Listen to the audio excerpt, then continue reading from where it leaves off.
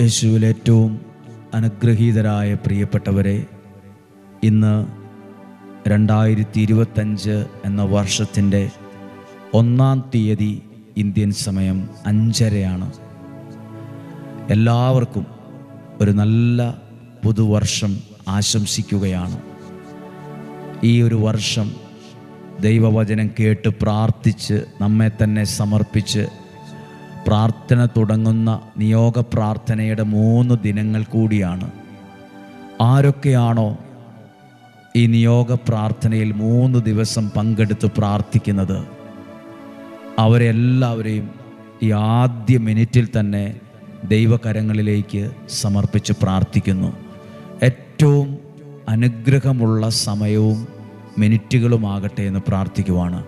ഒരു നിമിഷം ഈ വചനം കേട്ടുകൊണ്ടിരിക്കുന്ന, ഈ വചനം നിങ്ങളിലൂടെ ആരുടെയൊക്കെയോ ജീവിതങ്ങളിലെത്തുന്ന, ആരൊക്കെയോ കേൾക്കാനിടയാകും, ആരുടെയൊക്കെയോ ജീവിതത്തിൻ്റെ മേൽ ദൈവം ചൊരിയുന്ന അനുഗ്രഹങ്ങൾ കുറെ കൂടി ആഴത്തിൽ അനുഭവിക്കാൻ പോവുകയാണ്. 3 ദിവസത്തെ നിയോഗ പ്രാർത്ഥനയെ ദൈവകരങ്ങളിലേക്കൊന്ന് ഏൽപ്പിച്ചു കൊടുക്കുവാണ്. കർത്താവേ, ഇത് പുതിയ വർഷം 2025 എന്ന വർഷത്തിൻ്റെ 1-ാം തീയതിയാണ്. ഞങ്ങളിന്ന് സമർപ്പിക്കുന്ന 3 നിയോഗമുണ്ട്. എൻ്റെ ജീവിതത്തിന്, എൻ്റെ കുടുംബത്തിന് ഏറ്റവും അത്യാവശ്യമായി ലഭിക്കേണ്ട 3 കാര്യങ്ങളെയാണ് നിയോഗമായി ഇന്ന് ഞങ്ങളുടെ പ്രാർത്ഥനാ മുറിയിൽ എഴുതി വച്ചിരിക്കുന്നത്. ആ നിയോഗത്തെ ഏൽപ്പിച്ച് പ്രാർത്ഥിക്കുമ്പോൾ വരും ദിവസങ്ങളിൽ ഞങ്ങൾക്ക് വന്നു പറയാനിടയാകത്തക്ക വിധം, ഇല്ലെങ്കിൽ എഴുതി അറിയിക്കാൻ ഇടയാകത്തക്ക വിധം വ്യക്തമായ സാക്ഷ്യങ്ങളെ നൽകി ഞങ്ങളെ അനുഗ്രഹിക്കണമേ. ഇന്നും ജീവിക്കുന്നൊരു ദൈവത്തെ മഹത്വപ്പെടുത്തുവാൻ, അതിലൂടെ ഒരു സാക്ഷിയാകുവാൻ ഞങ്ങളെ അനുഗ്രഹിക്കണമെന്ന് പ്രാർത്ഥിക്കുന്നു. ഞങ്ങളെ അനുഗ്രഹിക്കണമെന്ന് പ്രാർത്ഥിക്കുന്നു. പ്രിയപ്പെട്ടവരെ, ഈ ദിവസം നമുക്കേറെ പ്രാർത്ഥനയോടെ നിയോഗ പ്രാർത്ഥനയിൽ പങ്കെടുക്കുവാൻ ആഗ്രഹിച്ച് ഈ വചനത്തെ ശ്രവിക്കാം. വിശുദ്ധ മത്തായിയുടെ സുവിശേഷം 15-ാമത്തെ അധ്യായം 32 മുതലുള്ള വാക്യമാണ്. വിശുദ്ധ മത്തായിയുടെ സുവിശേഷം 15-ാം അധ്യായം 32-ാമത്തെ വാക്യം മുതൽ യേശു ശിഷ്യന്മാരെ വിളിച്ചു പറഞ്ഞു, ഈ ജനക്കൂട്ടത്തോട് എനിക്ക് അനുകമ്പ തോന്നുന്നു. ഈ ജനക്കൂട്ടത്തോട്, അപ്പോൾ ഒരുപാട് ജനമുണ്ട്, ഒരു വലിയ ജനക്കൂട്ടമുണ്ട് അവിടെ. ഈ ജനക്കൂട്ടം എന്ന് പറയുമ്പോൾ ഏതോ എവിടെയോ നിൽക്കുന്നൊരു ജനക്കൂട്ടമല്ല. ഈ ജനക്കൂട്ടം എവിടെയോ നിൽക്കുന്ന, എന്തൊക്കെയോ ചെയ്യുന്ന ഒരു ജനക്കൂട്ടത്തെക്കുറിച്ചല്ല, പ്രത്യേകതയുള്ള ജനക്കൂട്ടമാണ്. ആ ജനക്കൂട്ടത്തിൻ്റെ പ്രത്യേകത, 3 ദിവസമായി അവർ എൻ്റെ കൂടെയാണ്. എത്ര ദിവസം? 3 ദിവസം അവർ ദൈവത്തിൻ്റെ കൂടെയാണ്. കാര്യങ്ങളൊക്കെ മാറ്റിവെച്ച്, തിരക്ക് മാറ്റിവെച്ച്, ജോലി മാറ്റിവെച്ച്, ഉത്തരവാദിത്തങ്ങൾ മാറ്റിവെച്ച് അവർ 3 ദിവസം യേശുവിൻ്റെ കൂടെ ഇരുന്നു. ആ ജനക്കൂട്ടത്തോടാണ് യേശുവിന് അനുകമ്പ തോന്നിയത്.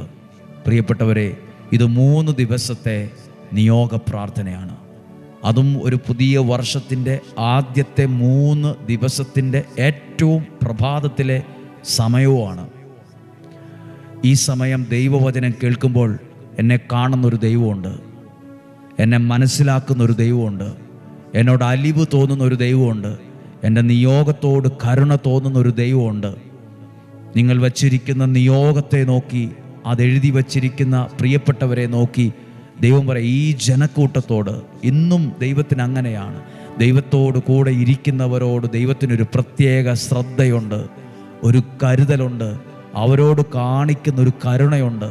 മറ്റാർക്കും ലഭിക്കാത്ത ചില നന്മകൾ ഈ ജനക്കൂട്ടത്തിന് അവിടെ വച്ച് ലഭിക്കുവാണ്, മറ്റാർക്കും ലഭിക്കാത്തത്. എഴുതിയിരിക്കുന്ന അടുത്ത വാക്യം, അവർ എൻ്റെ കൂടെയാണ്, അവർക്ക് ഭക്ഷിക്കാൻ യാതൊന്നുമില്ല. നമ്മളാണ് ചിന്തിച്ചു നോക്കുക, നമ്മളൊന്ന് ചിന്തിച്ചു നോക്കിക്കേ. ദൈവത്തോടു കൂടെ ആയിരിക്കുന്ന മനുഷ്യരുടെ ഭൗതിക കാര്യങ്ങൾ പോലും യേശു ശ്രദ്ധിക്കുന്നു.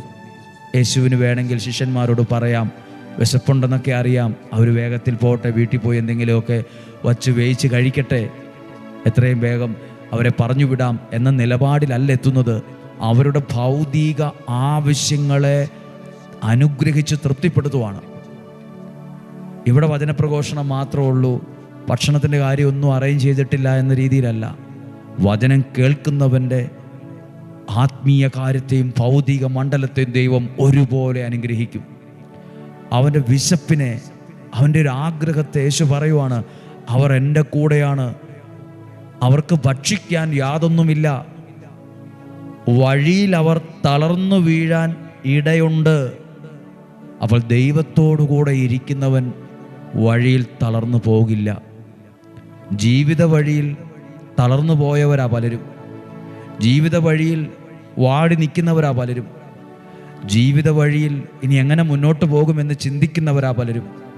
പ്രിയപ്പെട്ടവരെ, നിങ്ങളുടെ ദൈവവചനം കേൾക്കുന്ന ഈ പുതിയ വർഷം ഈ വചനത്തോട് ചേർന്ന് പ്രാർത്ഥിക്കുന്ന നിങ്ങൾ ജീവിത വഴിയിൽ തളർന്നു പോകാൻ, വാടിപ്പോകാൻ, വീണുപോകാൻ, നശിച്ചു പോകാൻ ദൈവം സമ്മതിക്കുകയില്ല. അതിനൊറ്റ കാരണമുള്ളൂ, നിങ്ങൾ ദൈവത്തോടുകൂടെ ഇരിക്കാൻ, അല്പനേരം പ്രാർത്ഥിക്കാൻ മനസ്സ് കാണിച്ചു. ആ ഒരു ദൈവസന്നിധിയിൽ വിശ്വാസത്തിലെടുക്കുന്ന തീരുമാനങ്ങൾക്ക് പോലും വിലയുണ്ട്. ദൈവസന്നിധിയിൽ എടുക്കുന്ന തീരുമാനത്തിന് വിലയുണ്ട്. അതാണ് ഈ അനുഗ്രഹത്തിൻ്റെ പിന്നിലെ കാരണം. അവിടെ ആരും എഴുന്നേറ്റ് നിന്ന് പറഞ്ഞില്ല, ഞങ്ങൾക്ക് വിശക്കുന്നുണ്ട്, ഞങ്ങളുടെ ഭക്ഷണത്തിൻ്റെ കാര്യം എന്താണ്, അതിൻ്റെ അറേഞ്ച്മെൻ്റ് എന്താണെന്ന് അറിയാൻ ആഗ്രഹമുണ്ട്, ഇവിടെ പിള്ളേരുണ്ട്, പ്രായമായവരുണ്ട്, നിങ്ങളിങ്ങനെ ഒരു മീറ്റിംഗ് വിളിച്ചു കൂട്ടുമ്പോൾ ആ കാര്യം കൂടി ശ്രദ്ധിക്കേണ്ടതല്ലേ? ആരും പറഞ്ഞില്ല. പറയാതെ തന്നെ അവരുടെ ആവശ്യത്തെ യേശു അറിഞ്ഞു. പ്രിയപ്പെട്ടവരെ, വചനം കേൾക്കുന്ന നിങ്ങളുടെ ആവശ്യങ്ങൾ പറയാതെ തന്നെ അറിഞ്ഞ ദൈവത്തിൻ്റെ മുമ്പിൽ ഞാൻ പറയാനും കൂടെ ഇടവന്നാൽ ആ ആവശ്യത്തെ ദൈവം അനുഗ്രഹിക്കാതിരിക്കുകയില്ല, ആ ആവശ്യത്തെ ദൈവം കണക്കിലെടുക്കാതിരിക്കുകയില്ല. യേശു പറഞ്ഞൊരു വാക്കുണ്ട്, അവർ വഴിയിൽ തളർന്നു വീഴാൻ സാധ്യതയുണ്ട്, അവർക്ക് വേണ്ടത് കൊടുക്കണം. അവരുടെ ഭൗതിക മണ്ഡലത്തെ അനുഗ്രഹിക്കുന്നൊരു ദൈവം അവർക്ക് വേണ്ടത് ആഹാരം നൽകാതെ അവരെ പറഞ്ഞയക്കാൻ പാടില്ല. ശിഷ്യന്മാർ ചോദിച്ചു, എങ്ങനെ നടക്കും ഇത്? ഇന്ന സ്ഥലമാണ്, ഇവിടെ അതില്ല, ഇതില്ല, എങ്ങനെ നടക്കും എന്നൊക്കെ ചോദിച്ചു. അസാധ്യതകൾ ചുറ്റും ഉണ്ടെങ്കിലും ദൈവത്തിൻ്റെ മുമ്പിൽ അത്ഭുതങ്ങൾ ഉണ്ടായിരുന്നു. അസാധ്യതകളാണെന്ന് തോന്നിയാലും അവിടെ ഒരുപാട് സാധ്യതകൾ ഉണ്ടായിരുന്നു.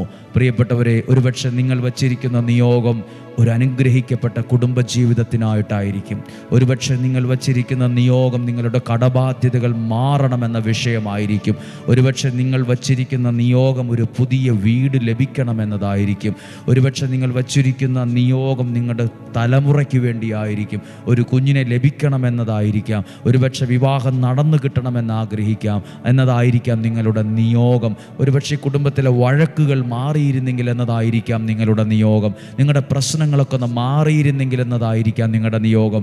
ബാങ്കിലെ കടമൊന്ന് വീട്ടാൻ കഴിഞ്ഞ്, ആ പലിശക്കെടുത്ത പണമൊക്കെ ഒന്ന് കൊടുത്തു വീട്ടാൻ കഴിഞ്ഞിരുന്നെങ്കിൽ, ആ സ്ഥലമൊന്ന് വിൽക്കാൻ കഴിഞ്ഞിരുന്നെങ്കിൽ, എൻ്റെ മകനൊരു ജോലി കിട്ടിയിരുന്നെങ്കിൽ, PR ശരിയായിരുന്നെങ്കിൽ, അവർ കുറച്ചുകൂടെ ശമ്പളമുള്ളൊരു ജോലി കിട്ടിയായിരുന്നെങ്കിൽ, മക്കളുടെ ആ ചീത്ത സ്വഭാവം മാറിയ ജീവിത പങ്കാളി മാനസാന്തരപ്പെട്ടിരുന്നെങ്കിൽ, മദ്യപാനം മാറിയിരുന്നെങ്കിൽ, തെറ്റായ ബന്ധം മാറിയിരുന്നെങ്കിൽ, ഇങ്ങനെ ഓരോ നിയോഗമായിരിക്കും വച്ചിരിക്കുന്നത്.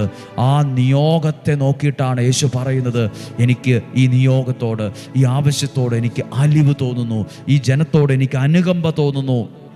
ദൈവം ഇടപെടും. ശിഷ്യന്മാർ പറഞ്ഞൊരു ഉത്തരവുണ്ട്, ഇത് മരുഭൂമിയാണ്, ഇത്ര അപ്പം എവിടെ കിട്ടും എന്നൊക്കെ ചോദിക്കുമ്പോൾ, അത് ശരിയാണല്ലോ എന്ന് പറഞ്ഞ യേശു, ഞാൻ ആ സ്ഥലസാഹചര്യം മറന്നുപോയി എന്നല്ല പറഞ്ഞത്. യേശു ചോദിച്ചു, നിങ്ങളുടെ കയ്യിൽ എത്ര അപ്പമുണ്ട്? അവർ പറഞ്ഞു 7. കുറച്ച് ചെറിയ മത്സ്യങ്ങളുമുണ്ട്. ജനക്കൂട്ടത്തെ അവിടെ ഇരുത്തി അതിനുശേഷം ആ അപ്പം കൃതജ്ഞതാ സ്തോത്രം ചെയ്ത് മുറിച്ച് അവർക്ക് കൊടുത്തു, ഏൽപ്പിച്ചു. ശിഷ്യന്മാർ അത് എല്ലാവർക്കുമായി വിളമ്പി, എല്ലാവരും ഭക്ഷിച്ച് തൃപ്തരായി. ബാക്കി വന്ന അപ്പക്കഷ്ണങ്ങൾ അവർ 7 കുട്ട നിറയെ ശേഖരിച്ചു. മിച്ചം വരെ വന്നു. ദൈവത്തിൻ്റെ കയ്യിൽ ഇന്നും നിനക്ക് വേണ്ടി ചെയ്യാനുള്ള അത്ഭുതമുണ്ട്. ദൈവത്തിൻ്റെ കരങ്ങളിൽ ഏൽപ്പിച്ചു കൊടുത്ത അപ്പം മാത്രമല്ല, എൻ്റെ പ്രാർത്ഥനയും എൻ്റെ നിയോഗവും മറ്റൊരു അത്ഭുതത്തിന് കാരണമാകും. ദൈവസന്നിധിയിൽ യേശുവിൻ്റെ കരങ്ങളിൽ ശിഷ്യന്മാർ ഏൽപ്പിച്ചു കൊടുത്തത് 7 അപ്പമാണ്, കുറച്ച് മീനാണ്. അത് വർദ്ധിച്ചു. അങ്ങനെങ്കിൽ ഞാനും നിങ്ങളും ഏൽപ്പിച്ചു കൊടുക്കുന്ന നിയോഗമുണ്ട്. എന്ത് നിയോഗം? എൻ്റെ കുടുംബത്തിൻ്റെ ആവശ്യങ്ങൾ, പ്രാർത്ഥനകൾ. അത് ദൈവവചനത്തോട് ചേർത്ത് വെച്ച് പ്രാർത്ഥിച്ചേൽപ്പിക്കുമ്പോൾ അതിനകത്ത് വലിയ അത്ഭുതങ്ങൾ നടക്കും, വലിയ അത്ഭുതങ്ങൾ നടക്കും. എനിക്കുള്ള അത്ഭുതം എൻ്റെ ദൈവത്തിൻ്റെ കരത്തിലുണ്ട്. മനുഷ്യൻ്റെ കയ്യിൽ എൻ്റെ ചോദ്യത്തിനോ എൻ്റെ പ്രശ്നങ്ങൾക്കുള്ള ഉത്തരമില്ല, പരിഹാരമില്ല, പക്ഷേ എൻ്റെ ദൈവസന്നിധിയിലുണ്ട്. അങ്ങനെയെങ്കിൽ പ്രാർത്ഥിക്കാൻ തയ്യാറാകുക.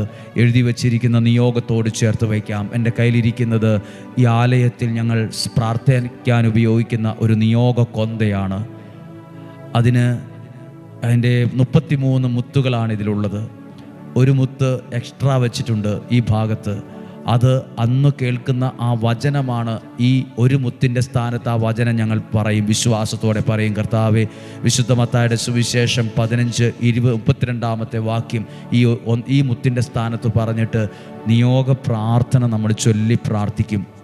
33 പ്രാവശ്യമാണ് ചൊല്ലി പ്രാർത്ഥിക്കുന്നത്. യേശുവേ, എൻ്റെ എല്ലാ നിയോഗങ്ങളെ സ്വീകരിച്ച് അതിന്മേൽ നിൽക്കുന്ന തടസ്സങ്ങളെ മാറ്റി എനിക്കത് സാധിച്ചു തന്നെ എന്നെ അനുഗ്രഹിക്കണമെന്നാണ് പ്രാർത്ഥിക്കുന്നത്. ഞാൻ 3 പ്രാവശ്യമാണ് ഇവിടെ പ്രാർത്ഥിക്കുന്നത്. നിങ്ങൾ സാധ്യമെങ്കിൽ ഈ പ്രാർത്ഥന ഈ ദിവസം 33 പ്രാവശ്യം ഇന്ന് കേട്ട വചനത്തോട് ചേർത്ത് വെച്ച് പ്രാർത്ഥിക്കുക. ഒരിക്കൽ കൂടി ശ്രദ്ധിക്കുക. നിങ്ങൾ കണ്ണുകളെ അടച്ച് ഈ നിയോഗ പ്രാർത്ഥനയിൽ പങ്കെടുക്കുന്ന 10,000 വ്യക്തികളെ, കുടുംബങ്ങളെ, യുവതി യുവാക്കൾ, കുഞ്ഞുങ്ങൾ ആരുമാകട്ടെ, നിങ്ങൾ പ്രാർത്ഥിക്കുന്ന വിഷയത്തെ ദൈവ ശുശ്രൂഷകൻ എന്ന നിലയിൽ യേശുവിൻ്റെ കരങ്ങളിലേക്ക് ഞാൻ ഏൽപ്പിച്ചു കൊടുക്കുന്നു. യേശുവിൻ്റെ കരങ്ങളിലേക്ക് ഞാൻ ഏൽപ്പിച്ചു കൊടുത്തിട്ട് ഒരു നിമിഷം പ്രാർത്ഥിക്കുവാണ് നിങ്ങൾക്ക് വേണ്ടി. കരങ്ങളെ ഉയർത്തി പ്രാർത്ഥിക്കുന്നു. നസ്രായനായ എൻ്റെ യേശുവേ, എൻ്റെ ഈ 3 നിയോഗങ്ങളെയും ഈ പുതിയ വർഷത്തിൻ്റെ 1-ാം തീയതി തന്നെ ഈ വചനത്തിലൂടെ അങ്ങേക്ക് സമർപ്പിക്കുന്നു. എൻ്റെ നിയോഗങ്ങളെ അങ്ങ് സ്വീകരിച്ച് അതിന്മേൽ നിലനിൽക്കുന്ന എല്ലാ ബന്ധനങ്ങളെയും എല്ലാ തടസ്സങ്ങളെയും പൂർണ്ണമായും എടുത്തു മാറ്റി എനിക്ക്, എൻ്റെ കുടുംബത്തിന് ഈ നിയോഗങ്ങൾ സാധിച്ചു തരണമേ. ഞങ്ങൾ പ്രാർത്ഥിക്കുന്നു. Hallelujah, hallelujah, hallelujah.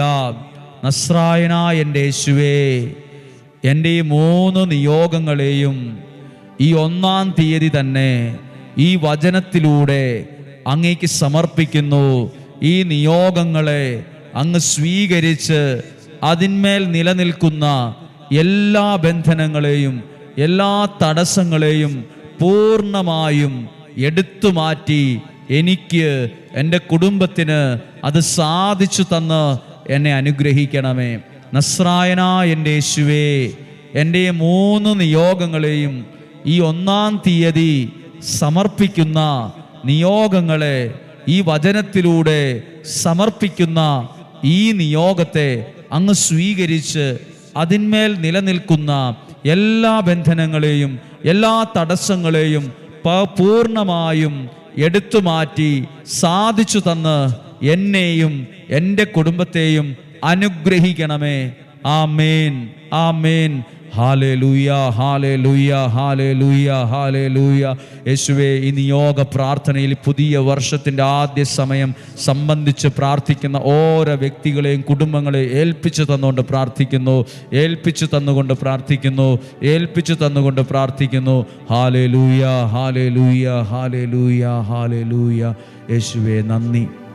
പ്രിയപ്പെട്ടവരെ, ഈ നിയോഗ പ്രാർത്ഥനയിൽ നമ്മൾ കേട്ട വചനമാണ്, വഴിയിൽ തളർന്നു വീഴാൻ, നിങ്ങളുടെ ജീവിത വഴിയിൽ എവിടെ നാണം കെട്ടു പോകാൻ, തകർന്നു പോകാൻ, പരാജയപ്പെട്ടു പോകാൻ ദൈവം സമ്മതിക്കില്ല. പകരമോ വിജയത്തിൽ അത്ഭുതത്തോടെ വിജയിച്ച് മുന്നോട്ട് പോകാൻ ദൈവം എല്ലാ വഴി ഒരുക്കും. എല്ലാ അനുഗ്രഹവും നിങ്ങൾക്ക് തരും. ഈ 3 ദിവസം ഒരു നിയോഗത്തോടെ പ്രാർത്ഥിക്കുക. ഈ വർഷം വന്നു പറയാൻ, അല്ലെങ്കിൽ എഴുതി അറിയിക്കാൻ, അല്ലെങ്കിൽ വിളിച്ചറിയിക്കാൻ പറ്റുന്ന വിധത്തിലുള്ള 3 അത്ഭുതങ്ങൾ, എൻ്റെ ജീവിതത്തിന് ആവശ്യമായ ദൈവാനുഗ്രഹങ്ങൾ ഈ വർഷം സ്വർഗത്തിലെ ദൈവം നമുക്ക് തരും. അത് വിശ്വസിച്ച് പ്രാർത്ഥിക്കുന്നു. ഈശോയുടെ നല്ല ആശീർവാദം സ്വീകരിക്കാം. നാളെ നിയോഗ പ്രാർത്ഥനയുടെ 2-ാം ദിവസം വ്യാഴാഴ്ചയാണ്. നമുക്കൊരുമിച്ച് പ്രാർത്ഥിക്കാം. നമ്മുടെ കർത്താവ് ഈശോ മിശിഹായുടെ കൃപയും പിതാവായ ദൈവത്തിൻ്റെ സ്നേഹവും പരിശുദ്ധാത്മാവിൻ്റെ സഹവാസവും നിങ്ങളോടുകൂടെ ഉണ്ടായിരിക്കട്ടെ. ഈ നിയോഗ പ്രാർത്ഥനയിൽ പങ്കെടുക്കുന്ന, ഈ വചനം ഷെയർ ചെയ്ത, ഈ വചനം അനേകർക്ക് അയച്ചു കൊടുത്ത, പങ്കെടുക്കണമെന്ന് പറഞ്ഞിട്ടുള്ള എല്ലാവരെയും ഓർക്കുന്നു. പ്രത്യേകിച്ച് ഈ നിയോഗ പ്രാർത്ഥനയിൽ പരീക്ഷയ്ക്കൊരുങ്ങുന്ന +1, +2, SLC അതുപോലുള്ള പരീക്ഷകൾക്കൊരുങ്ങുന്ന എല്ലാവരും കേൾക്കണമേ എന്ന് അപേക്ഷിക്കുവാണ്. നിങ്ങളുടെ ജീവിതത്തിന് അത് വിജയത്തിന് കാരണമാകും, പഠിക്കാനുള്ള അനുഗ്രഹത്തിന് കാരണമാകും. ഏത് രാജ്യത്താകട്ടെ, സ്വദേശത്താകട്ടെ, വിദേശത്താകട്ടെ, നിങ്ങളുടെ അനുഗ്രഹത്തിന് കാരണമാകും ഈ പ്രാർത്ഥന. നിങ്ങളുടെ ഓർമ്മശക്തി വർദ്ധിക്കാൻ ഇടവരും, നിങ്ങൾക്കൊരു ഉയർന്ന പദവിയിലെത്താൻ ഇടവരും. യുവാക്കളുടെ ജീവിതത്തിൽ അനുഗ്രഹത്തിന് കാരണമാകും, പ്രായമായവരുടെ ജീവിതത്തിൽ അത് അനുഗ്രഹത്തിന് കാരണമാകും, എല്ലാ കുടുംബങ്ങളിലും അത് അഭിഷേകത്തിന് കാരണമാകും. എല്ലാ സഭാവ്യത്യാസമില്ലാതെ എല്ലാവരെയും ഓർത്ത് പ്രാർത്ഥിക്കുന്നു, എല്ലാവർക്കും വേണ്ടി പ്രാർത്ഥിക്കുന്നു. ദൈവം അനുഗ്രഹിക്കട്ടെ. ദീർഘായുസ്സും ആരോഗ്യവും സന്തോഷവും സമാധാനവും നിലനിൽക്കുന്ന ഐശ്വര്യവും നിങ്ങൾക്കുണ്ടാകട്ടെ. രോഗങ്ങളിൽ നിന്നും, അപകടങ്ങളിൽ നിന്നും, ദുർമരണത്തിൽ നിന്നും, മൂപ്പെത്താത്ത മരണത്തിൽ നിന്നും, ചതികളിൽ നിന്നും, വഞ്ചനയിൽ നിന്നും സ്വർഗത്തിലെ ദൈവം എന്നെയും നിങ്ങളെയും വേലികെട്ടി എന്ന പോലെ സംരക്ഷിക്കട്ടെ. അനർത്ഥങ്ങൾ, ആപത്തനർത്ഥങ്ങൾ, ദുർമരണങ്ങൾ മാറിപ്പോകട്ടെ. ഈ വർഷം എനിക്ക് അനുഗ്രഹത്തിൻ്റെ, സന്തോഷത്തിൻ്റെ, അഭിവൃദ്ധിയുടെ വർഷമാകട്ടെ. ഒത്തിരി നല്ല കാര്യങ്ങൾ ജീവിതത്തിൽ സംഭവിക്കട്ടെ. ഐശ്വര്യം ഉണ്ടാകട്ടെ, നല്ല ജോലികൾ ഉണ്ടാകട്ടെ, നല്ല ഭവനങ്ങൾ ഉണ്ടാകട്ടെ, സമാധാനമുള്ള അന്തരീക്ഷം ഉണ്ടാകട്ടെ, ആയുസ് ഉണ്ടാകട്ടെ, ആരോഗ്യമുണ്ടാകട്ടെ, തലമുറകൾ അനുഗ്രഹത്തിൽ വളർന്നു വരാനിടയാകട്ടെ. ഈശോയുടെ നാമത്തിൽ അനുഗ്രഹിച്ചേൽപ്പിച്ച് പ്രാർത്ഥിക്കുന്നു, ഇപ്പോഴും എപ്പോഴും എന്നേക്കും. ആമേൻ. നാളെയും 5:30 ഇതുപോലെ നിയോഗ പ്രാർത്ഥന 2-ാം ദിവസം പങ്കെടുക്കാം. സാധ്യമായ എല്ലാവർക്കും അയച്ചു കൊടുക്കുക. മടി കൂടാതെ നമുക്ക് പ്രാർത്ഥിക്കാം. ദൈവം നമ്മളെ സഹായിക്കട്ടെ. ഒരുമിച്ച് ദൈവത്തിൽ ആശ്രയിക്കും. നമുക്ക് നന്ദി പറയാം. നല്ലൊരു വർഷം ആശംസിക്കുന്നു. ഒരു നല്ല പുതുവർഷം നിങ്ങൾക്ക് ആശംസിക്കുന്നു. ദൈവം നിങ്ങളെ സഹായിക്കട്ടെ. ആമേൻ.